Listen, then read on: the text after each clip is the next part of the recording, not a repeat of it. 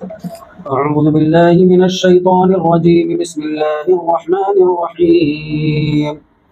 الحمد لله رب العالمين الرحمن الرحيم مالك يوم الدين إياك نعبد وإياك نستعين اهدنا الصراط المستقيم صراط الذين أنعمت عليهم غير المغضوب عليهم ولا الضالين.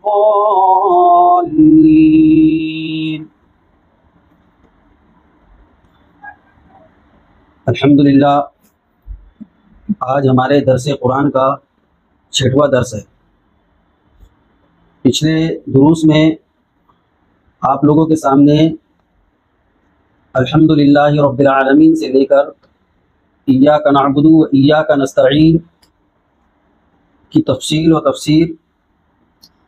آپ کے سامنے پیش کی جا چکی ہے۔ جو پڑھا گیا ہے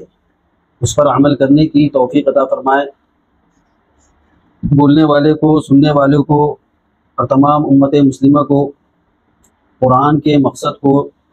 اور اس کی آیات کو سمجھنے کی، اس پر عمل کرنے کی توفیق عطا فرمائے۔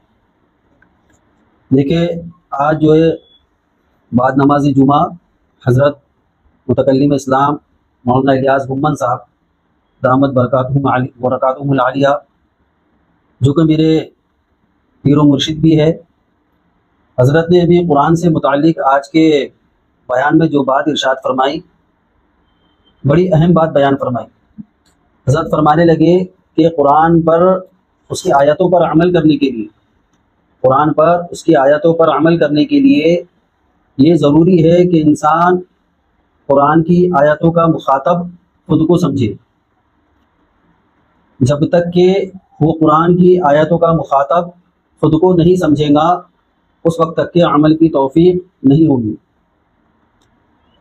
تو ہمیں چاہیے کہ قرآن کی کوئی بھی آیت ہمارے سامنے آ رہی ہے،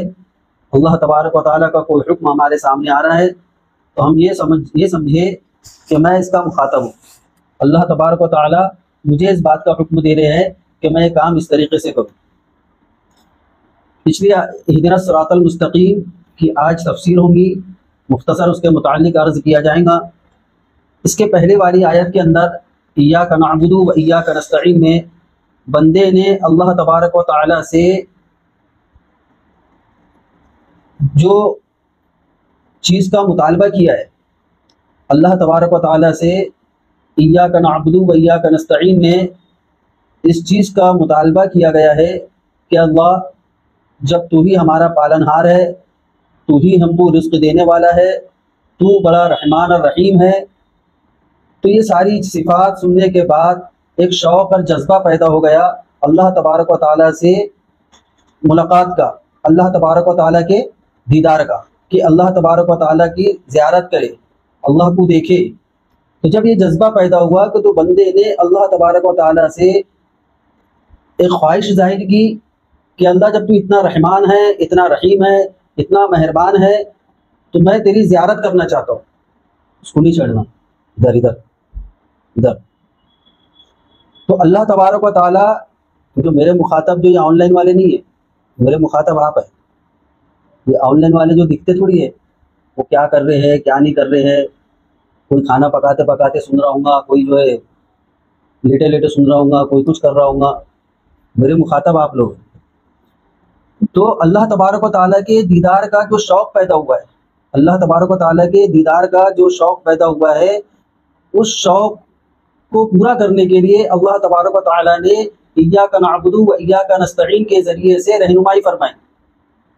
کہ اگر تمہیں اللہ کا دیدار کرنا ہے، اللہ سے ملاقات کرنی ہے، تو سب سے پہلا کام جو تمہیں کرنا ہوگا وہ ہماری ہی عبادت کرنی ہوگی، یعنی اللہ کی ہی عبادت کرنی ہے، اللہ کے علاوہ کسی کو معبود نہیں ماننا ہے، سب سے پہلا کام۔ دوسرا کام وَإِيَّاكَ نَسْتَعِينُ، اللہ ہی سے مدد طلب کرنا ہے۔ اللہ کا دیدار کرنا چاہتے ہو، اللہ سے ملاقات کرنا چاہتے ہو، تو اس بات کو بھی مستحضر کر لو، ذہن میں بیٹھا لو کہ اللہ کے علاوہ کسی اور کو مددگار سمجھتے ہوئے تم اللہ کا دیدار نہیں کر سکتے۔ تو یہ دو باتیں اہدنا الصراط المستقیم کے پہلے ایاک نعبد و ایاک نستعین میں بتا دی گئی۔ اب یہاں پر جو بات بتائی جا رہی ہے اہدنا الصراط المستقیم، تو صراط مستقیم تو اوپر ذکر کیا جا چکا ہے کہ اللہ کی عبادت کرنا، اللہ کی بندگی کرنا۔ میں اس کے پہلے بتا چکا ہوں کہ اللہ کی بندگی کا مفہوم بہت وسیع ہے۔ اس کے پہلے کا جو درس ہے اس میں آپ لوگ دیکھ چکے ہیں، سن چکے ہیں، تو وہ درس جو نہیں سنے سن لے کہ ایاک نعبد میں جو عبادت کے لیے کہا جا رہا ہے، بندگی کے لیے کہا جا رہا ہے، تو اس کا جو مفہوم ہے بہت وسیع ہے، اور ہم نے عبادت کے وسیع مفہوم کو بہت محدود کر رکھا ہے۔ تو جب اللہ تبارک و تعالیٰ کی بندگی کرنے کا ہم نے اللہ سے وعدہ کر لیا، تو یہ صراط مستقیم پر چلنا ہے، یہ صراط مستقیم ہے، اللہ کو ہی مددگار سمجھنا یہ صراط مستقیم ہے۔ تو اب اہدنا الصراط المستقیم کے ذریعے سے بندہ اللہ تبارک و تعالیٰ سے دعا مانگ رہا ہے کہ اللہ جس بندگی کا تو نے ہم کو حکم دیا، جس بندگی کا تو نے ہم کو حکم دیا، اس بندگی پر ہم کو چلا دے، اس بندگی پر ہم کو چلا دے۔ اہدنا الصراط المستقیم، ہم کو ہدایت کا راستہ عطا فرما، ہم کو سیدھے راستے کی ہدایت عطا فرما۔ دیکھو ہدایت جو ہے دو طریقے سے ہوتی ہے، کسی کو راستہ بتانا یہ دو طریقے سے ہوتا ہے۔ ایک کو کہتے ہیں ارادت الطریق، اور دوسرے کو کہتے ہیں ایصال الی المطلوب۔ ارادت الطریق راستے کا دکھلانا۔ مثال کے طور پر کوئی ہم سے پوچھے کہ مجھے مدرسۃ الحسنین جانا ہے، مجھے مدرسۃ الحسنین جانا ہے۔ اب مدرسۃ الحسنین کا اس نے آپ سے راستہ پوچھا، آپ نے اس کو راستہ بتایا، دکھا دیا، راستے کی طرف آپ نے رہنمائی کر دی۔ مثلا اس طریقے سے کہہ دیا کہ دیکھو آپ پیلی ندی جانا، پیلی ندی میں ٹیپو سلطان چوک آئے گا، ٹیپو سلطان چوک سے آپ تھوڑا سا آگے بڑھیں گے تو دائیں جانب ایک گراؤنڈ آئے گا، وہ گراؤنڈ کے سامنے میں مدرسہ ہے۔ اسے کہیں گے ارادت الطریق، راستے کا دکھا دینا۔ اور ایک ہدایت کے معنی اور مفہوم یہ ہوتا ہے ایصال الی المطلوب کہتے ہیں اسے، یعنی منزل مقصود تک پہنچا دینا، منزل مقصود تک پہنچا دینا۔ تو یہاں پر جو ہدایت طلب کی جا رہی ہے، یہاں پر ہدایت کا دوسرا معنی مراد ہے۔ دوسرا معنی مراد کیوں ہے؟ حضرت شیخ الاسلام مفتی تقی عثمانی صاحب دامت برکاتہم العالیہ فرماتے ہیں کہ ہدایت کے بعد، لفظ ہدایت کے بعد الا، لفظ الا یا لام آ جائے، لفظ ہدایت کے بعد الا یا لام آ جاوے تو اس وقت جو ہدایت کے پہلے معنی مراد ہوتے ہیں، یعنی ارادت الطریق، یہ پہلے معنی مراد ہوتے ہیں۔ اور اگر لفظ ہدایت کے بعد لفظ الا یا لام نہ آئے تو اس وقت ہدایت کے دوسرے معنی مراد ہوتے ہیں، یعنی ایصال الی المطلوب۔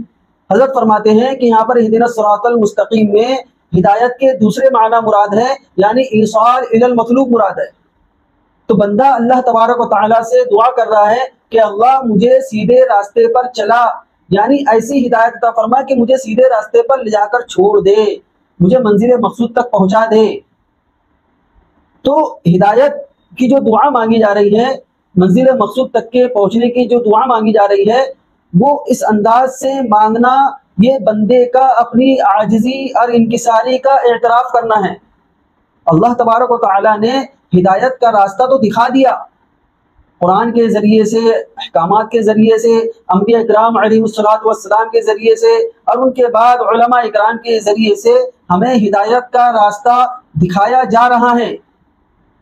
تو ہدایت کا راستہ دکھایا جا چکا ہے، دکھایا جا رہا ہے، اس کے باوجود بندہ جو یہ دعا مانگ رہا ہے، بندہ اللہ کی بارگاہ میں عرض کر رہا ہے، اے باری تعالیٰ تو نے مجھے ہدایت کا راستہ تو دکھا دیا اپنے کلام کے ذریعے سے، اپنے نبی کے ذریعے سے، لیکن میں بڑا کمزور ہوں، میں بڑا عاجز ہوں، میرے اندر جو ہے اس پر چلنے کی طاقت نہیں ہے، تو بڑا رحمان ہے، تو بڑا رحیم ہے، مجھے اس راستے پر پہنچا دے۔ یہ ہے اہدنا الصراط المستقیم۔ اچھا دیکھیں یہاں پر جو ہے جمع کا صیغہ استعمال ہوا ہے، جمع متکلم کا صیغہ استعمال ہوا ہے۔ درس نظامی کے جو لوگ موجود ہیں وہ اہدنا کے اس مفہوم کو اچھے سے سمجھتے ہیں کہ اہدنا یہاں پر جمع متکلم کا صیغہ ہے، ہم کو ہدایت کا راستہ، سیدھا راستہ عطا فرما، ہدایت کا راستہ پر پہنچا دے، تو سیدھے راستے پر، سیدھے راستے کی ہدایت عطا فرما۔ تو یہ ہم کو جو کہا جا رہا ہے، جبکہ بندہ پڑھنے والا ایک ہوتا ہے۔ اب اگر امام اس کو پڑھے اہدنا الصراط المستقیم، امام پڑھ رہا ہے، تب یہ بات سمجھ میں آتی ہے کہ اہدنا الصراط المستقیم، امام سب کی طرف سے دعا مانگ رہا ہے، سب کی طرف سے دعا مانگ رہا ہے۔ لیکن جب منفرد نماز پڑھتا ہے، سنت کے اندر سورہ فاتحہ پڑھ رہا ہے، اور نوافل کے اندر سورہ فاتحہ پڑھ رہا ہے، یا علیحدہ فرض نماز ادا کرنے والا جو سورہ فاتحہ پڑھ رہا ہے تو وہ جمع کے صیغے کے ساتھ اہدنا الصراط المستقیم کہتا ہے۔ اس سے اس بات کی طرف اشارہ ہے کہ جب بھی ہم دعا مانگیں تو صرف اپنے لیے دعا نہ مانگیں بلکہ ساری امت کے لیے دعا مانگیں۔ اس سے اس بات کی طرف اشارہ ملتا ہے کہ دعا سارے لوگوں کے لیے مانگنا یہ قبولیت دعا کا سبب ہے، دعا کی قبولیت کا سبب ہے۔ تو جو بھی خیر کی دعا مانگ رہے ہیں ہم کو سب کو اس میں شامل کرنا چاہیے۔ اور دوسرا اشارہ اس آیت سے اس طرف بھی ملتا ہے، اہدنا الصراط المستقیم یہ جو ہے نماز کے اندر پڑھا جا رہا ہے تو جماعت کی اہمیت کا اشارہ اس سے ملتا ہے، اس سے بھی جماعت کی اہمیت کا اشارہ ملتا ہے۔ جیسے ایاک نعبد و ایاک نستعین میں نے بتایا تھا کہ اس سے جماعت کی اہمیت کی طرف اشارہ ملتا ہے، نماز جماعت کی طرف، جماعت کے ساتھ نماز پڑھنے کی کیا اہمیت ہے اس کی طرف اشارہ مقصود ہے۔ اسی طریقے سے اہدنا الصراط المستقیم میں بھی جماعت کے ساتھ نماز پڑھنے کی طرف اشارہ مقصود ہے۔ اسی طریقے سے اہدنا الصراط المستقیم میں ایک بات اور سمجھیں کہ اہدنا الصراط المستقیم میں صرف سیدھے راستے پر چلنے کی، سیدھے راستے پر پہنچنے کی دعا نہیں مانگی جا رہی ہے بلکہ سیدھے راستے پر استقامت کے ساتھ قائم رہنے کی دعا مانگی جا رہی ہے۔ اہدنا الصراط المستقیم میں ایک ہوتا ہے سیدھے راستے کی ہدایت کا مل جانا، سیدھے راستے کی ہدایت کا مل جانا، اور پھر دوسرا ہوتا ہے اس پر قائم بھی رہنا۔ تو یہاں پر اہدنا الصراط المستقیم کا مقصد صرف یہ نہیں ہے کہ سیدھے راستے کی ہدایت مل جائے بلکہ مقصد یہ ہے کہ سیدھے راستے پر قائم بھی رہے۔ بعض لوگ ہوتے ہیں جو سیدھے راستے کی طرف چل پڑتے ہیں، چلنا چاہتے ہیں، چلنے کا ارادہ کرتے ہیں، اس کے لیے محنت بھی کرتے ہیں، جد و جہد بھی کرتے ہیں، لیکن ہدایت کے راستے پر قائم نہیں رہ پاتے، ہدایت کے راستے پر استقامت نہیں ہو پاتی۔ تو یہاں پر جو دعا مانگی جا رہی ہے ہدایت کے راستے پر استقامت کی دعا مانگی جا رہی ہے کہ اللہ ہم کو صرف ہدایت کے راستے پر چلا مت بلکہ ہدایت کے راستے پر استقامت بھی نصیب فرما۔ اب ہدایت کے راستے پر استقامت کیسے ملے گی اور وہ کون کون سے اسباب ہیں جن کی وجہ سے انسان ہدایت کے راستے سے ہٹ جاتا ہے، وہ کون کون سے اسباب ہیں؟ آج کی تاریخ میں حضرت نے آج کے درس میں ایک بات اور بڑی اچھی بیان فرمائی، وہ بھی عرض کر دیتا ہوں۔ حضرت نے بیان فرمایا کہ امت کی اور خاص طور پر نوجوان نسلوں کی تباہی اور بربادی اور گمراہی کا جو سبب ہے، بے حیائی، فحاشیت، عریانیت کی طرف جانے کا جو سبب ہے 95%، 95% موبائل کا بلا ضرورت استعمال ہے۔ حضرت نے باقاعدہ اس جملے پر زور دے کر ارشاد فرمایا ہے آج کے درس میں کہ بلا ضرورت۔ حضرت نے یہ نہیں کہا، حضرت فرماتے کہ میں یہ نہیں کہتا کہ ناجائز ہے، ناجائز استعمال۔ حضرت فرماتے ہیں کہ موبائل کا ناجائز استعمال تو ناجائز ہے ہی، حضرت فرماتے ہیں گمراہی کا سبب موبائل کا بلا ضرورت استعمال، یعنی آدمی جائز استعمال تو کر رہا ہے، اس کا استعمال کرنا جائز تو ہے لیکن بلا ضرورت موبائل کا استعمال کر رہا ہے، بلا ضرورت، یعنی وہ موبائل کے بغیر بھی وہ ضرورت پوری ہو سکتی ہے لیکن انسان موبائل کا استعمال کر رہا ہے، ضرورت نہیں ہے پھر بھی استعمال کر رہا ہے، تو یہ بھی ایک گمراہی کا سبب ہے۔ پھر حضرت نے بہت سارے واقعات جو حضرت کے پاس آتے رہتے، پیش آتے رہتے اور حضرت اس کی جو اصلاح فرماتے رہتے وہ واقعات بیان کیے، اور جو واقعات حضرت نے بیان کیے ان کا تعلق زیادہ تر دیندار طبقے سے تھا، وہ طبقہ جو دیندار ہیں، دیندار گھرانہ ہے، دین کے کاموں میں لگا ہوا ہے، اس سے ان کا تعلق تھا۔ تو بہرحال ہدایت کے راستے پر قائم نہ رہنے کی آج کے دور میں ایک وجہ یہ بھی ہے کہ موبائل کا بلا ضرورت استعمال ہو رہا ہے، اس لیے آپ لوگ خاص طور پر اس کا اہتمام کریں، میں بھی خود بھی اس کا اہتمام کروں، آپ لوگوں سے زیادہ میں محتاج ہوں کہ موبائل کا بلا ضرورت استعمال نہ ہو، اس کی پابندی کرے، اپنے آپ کو ایسا بنانے کی کوشش کرے، طے کرے کہ ہم موبائل کا بلا ضرورت استعمال نہیں کریں گے، ناجائز استعمال تو کرنا ہی نہیں ہے، بلا ضرورت استعمال نہ کریں۔ آج تو میرا جی چاہتا ہے کہ بس حضرت نے جو باتیں ارشاد فرمائی ہے بس وہ باتیں آپ کے سامنے نقل کرتا جاؤ۔ حضرت نے ایک بات اور ارشاد فرمائی کہ پہلے ایسا ہوتا تھا کہ شیخ جو ہوتا تھا اپنے مرید سے یہ کہتا تھا کہ اصلاح کرنا ہے، اللہ سے تعلق قائم کرنا ہے تو خلوت اختیار کرو، یعنی تنہائی اختیار کرو، لوگوں کے سامنے اٹھو بیٹھو نہیں، لوگوں کے ساتھ میں مت رہو، تنہائی اختیار کرو۔ لیکن آج کوئی شیخ اپنے مرید کو یہ بھی نہیں کہہ سکتا کہ تم تنہائی اختیار کرو، کیونکہ تنہائی اگر وہ اختیار کر رہا ہے اور موبائل کے ساتھ تنہائی اختیار کر رہا ہے تو اس صورت میں گناہ کے اندر مبتلا ہونے کا قوی اندیشہ ہے۔ تو آج ہم یہ بھی نہیں کہہ سکتے۔ تو یہ موبائل سے جو تباہ کاریاں اور فحاشیت اور رنیانیت پھیل رہی ہے وہ ہم سب کے سامنے آیا ہے۔ اس لیے اگر اہدنا الصراط المستقیم اس دعا کی قبولیت کو ہم چاہتے ہیں تو سب سے پہلے آج ہم یہ طے کریں کہ ہم موبائل کا بلا ضرورت استعمال نہیں کریں گے۔ میں بھی طے کروں، آپ لوگ بھی طے کریں کہ بلا ضرورت موبائل کا استعمال نہیں ہوگا۔ ناجائز تو استعمال کرنا ہی نہیں ہے، بلا ضرورت بھی نہیں کرنا ہے۔ اگر کوئی ایسا کام ہے جو موبائل کے بغیر پورا ہو سکتا ہے تو کوشش کرے اس کام کو موبائل کے بغیر انجام دینے کی۔ تو یہ چیز اگر آج کے دور میں ہم کریں گے تو ہدایت کے راستے پر استقامت کی توفیق بھی ملیں گی اور ہدایت کے راستے پر استقامت کے ساتھ رہنا آسان بھی ہوگا۔ دوسرا جو سبب ہے ہدایت کے راستے پر استقامت نہیں رہنے کی کہ آدمی جو کوشش کرتا ہے کہ میں دیندار بن کے رہوں، اچھا انسان بن کے رہوں، رسول اللہ صلی اللہ علیہ وسلم کی تعلیمات پر عمل کرتا رہوں، انسان اس بات کی کوشش کرتا رہتا ہے کہ یہ ساری چیزوں پر میں عمل کروں لیکن عمل نہیں کر پاتا۔ اس کی ایک وجہ یہ ہے معاشرے کا تاثر،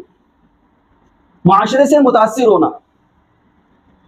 انسان دین کی طرف جاتا ہے، دین کی طرف رغبت بڑھتی ہے اور دین کی طرف رغبت بڑھ کے کچھ اعمال کرنے لگ جاتا ہے، بے نمازی تا نمازی بن جاتا ہے، ذکر و اذکار کی پابندی کرنے لگتا ہے، لیکن اس کے اوپر معاشرے کا تو تاثر غالب آ جاتا ہے، معاشرے سے متاثر ہو جاتا ہے۔ وہ جب دیکھتا ہے کہ معاشرے کے لوگ غلط کام کر رہے ہیں پھر بھی خوشحال ہے، اس کے ذہن میں کہیں نہ کہیں یہ تصور بیٹھ جاتا ہے کہ یہ لوگ بھی غلط بھی کام کر رہے ہیں، اچھا بھی کام کر رہے ہیں، اور ان کی صحبت کا اثر اس کے اوپر غالب آتا ہے اور وہ ہدایت کے راستے سے ہٹ جاتا ہے۔ تو اگر ہمارے ساتھ یہ معاملہ پیش آ رہا ہے کہ ہم ہدایت کے راستے پر نکلے ہیں اور ہدایت کے راستے پر نکلنے کے بعد معاشرے کے افراد کے ساتھ مل کر ہم پھر غلط راستے کی طرف چل جا رہے ہیں، تو یاد رکھیے پھر معاشرے کے ان افراد کے ساتھ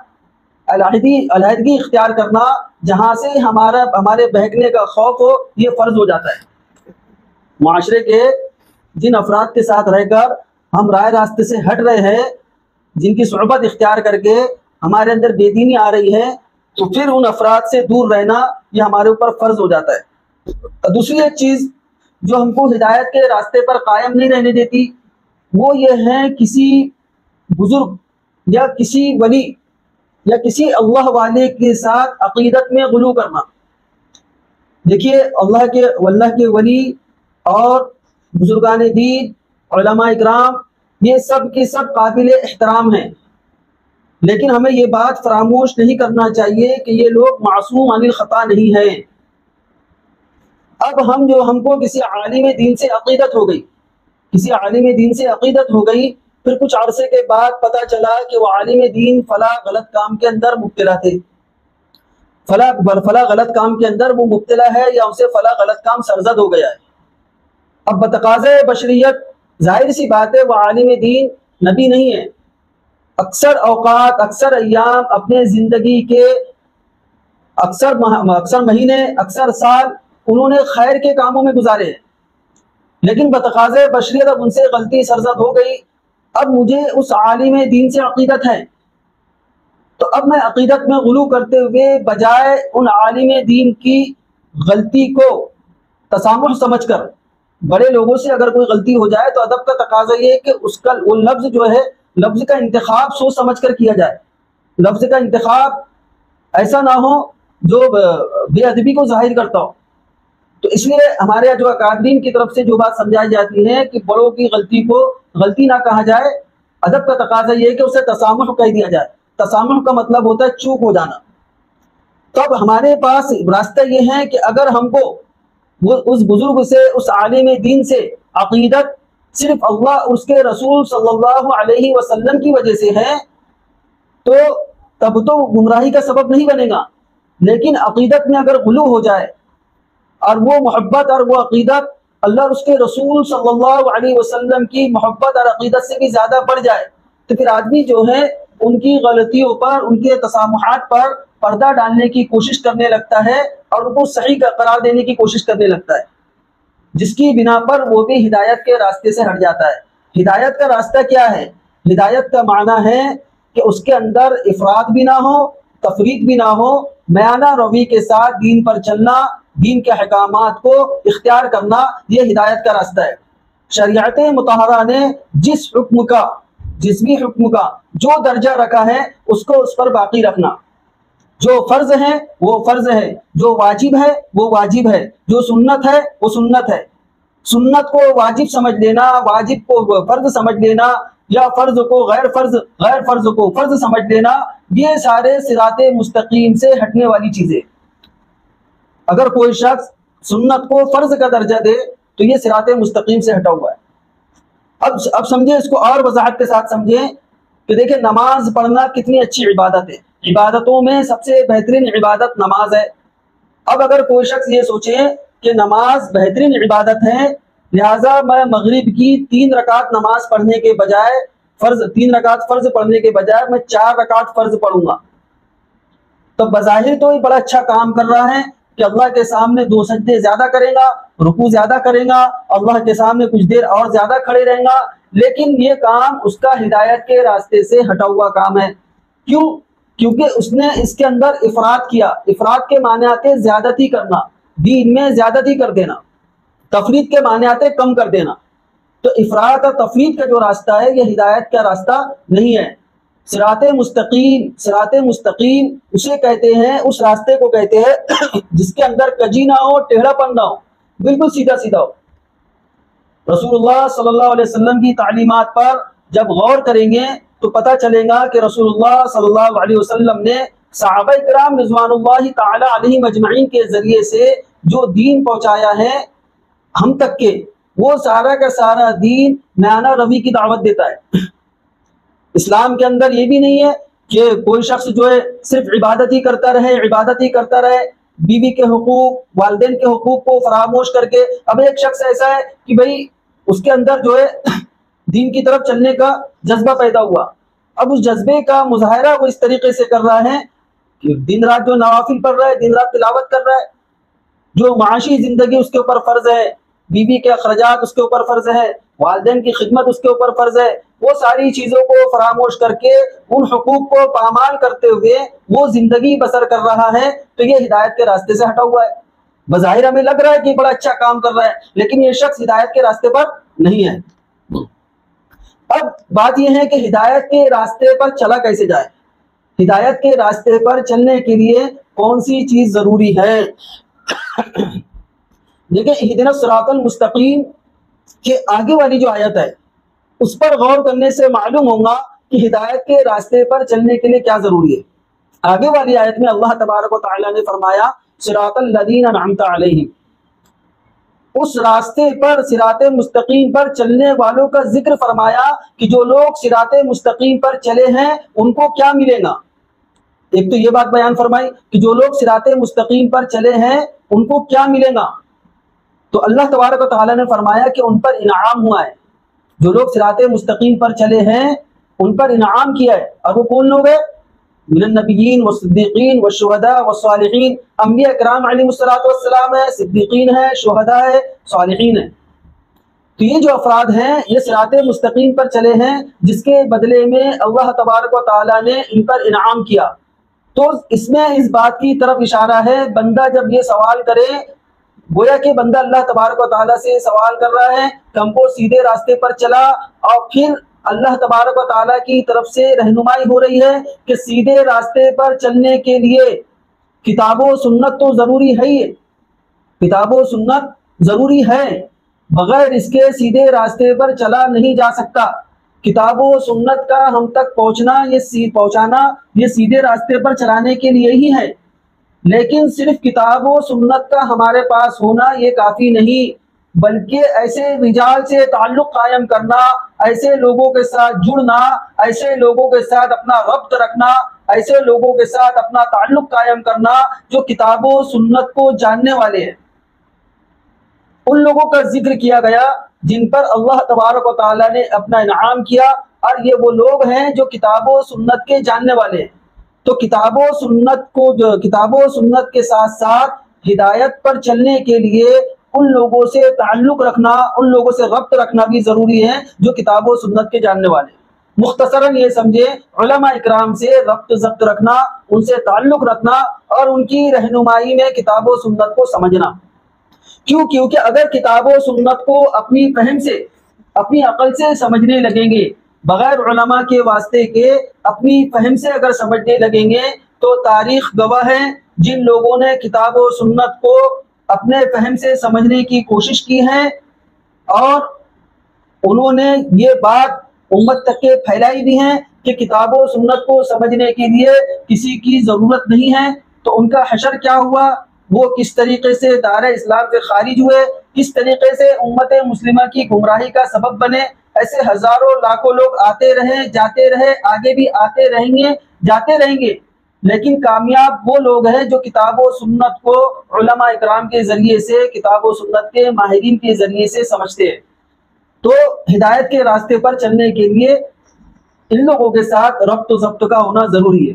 بغیر اس کے ہم ہدایت کے راستے پر چلنا، اس پر قائم رہنا ناممکن بات ہے۔ اب دیکھیے اہدنا الصراط المستقیم، اس میں بندہ جو اللہ تبارک و تعالیٰ سے دعا مانگتا ہے کہ اللہ مجھے سیدھے راستے پر چلا، منزل مقصود تک پہنچا، تو یہ خاص طور پر طلبہ و طالبات کے لیے میں ایک بات عرض کر دوں کہ آپ لوگ اس کا اہتمام کریں، اس دعا کا۔ اس دعا کے اندر صرف یہ نہیں ہے آخرت کے اعتبار سے سیدھے راستے پر چلنے کے لیے دعا نہیں مانگی جا رہی ہے،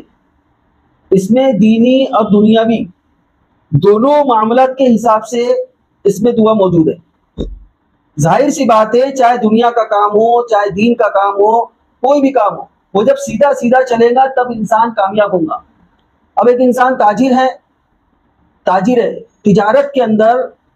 تجارت یہ دنیا کے کام کے لیے کرتا ہے، اپنی معاشی زندگی کو خوشگوار بنانے کے لیے انسان تجارت کرتا ہے۔ اب کوئی شخص تجارت کر رہا ہے، اب تجارت کے کام میں وہ سیدھے سیدھے نہیں چل رہا ہے، جس طریقے سے چلنے سے تجارت میں اس کو فائدہ ہو سکتا ہے، جس طریقے سے چلنے سے تجارت اس کی عروج پر پہنچ سکتی ہے، اس طریقے سے نہیں چل رہا ہے، تو اس کو تجارت سے نفع حاصل نہیں ہوگا۔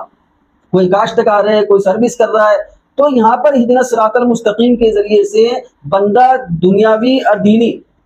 دونوں معاملات کے اندر سیدھے راستے کی درخواست کر رہا ہے، اللہ سے دعا مانگ رہا ہے، تو اس کا اہتمام کرے اور یہ نیت رکھیں کہ ہم جو اہدنا الصراط المستقیم پڑھ رہے ہیں یہ دین اور دنیا دونوں میں سیدھے راستے پر چلنے کے لیے اللہ تبارک و تعالیٰ سے ہدایت مانگ رہے ہیں۔ اور آپ لوگ جو دین کا علم حاصل کر رہے ہیں اس میں تو سب سے زیادہ ضروری ہے، ہم کو اس دعا کا اہتمام کرنا ہمارے لیے سب سے زیادہ ضروری ہے، کیونکہ جو علم دین آپ لوگ حاصل کر رہے ہیں، دنیا کی کوئی بھی چیز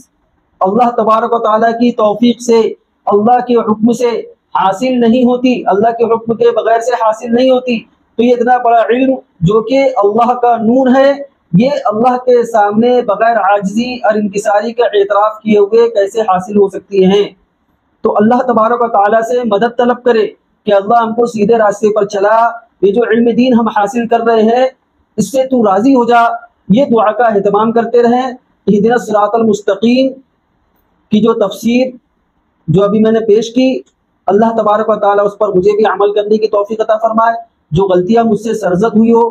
جو ایسی بات میری زبان سے نکلی ہو جو اللہ کی رضا کے مطابق نہ ہو، تو اللہ تبارک و تعالیٰ درگزر فرمائے اور ہم سب کو اس پر عمل کرنے کی توفیق عطا فرمائے۔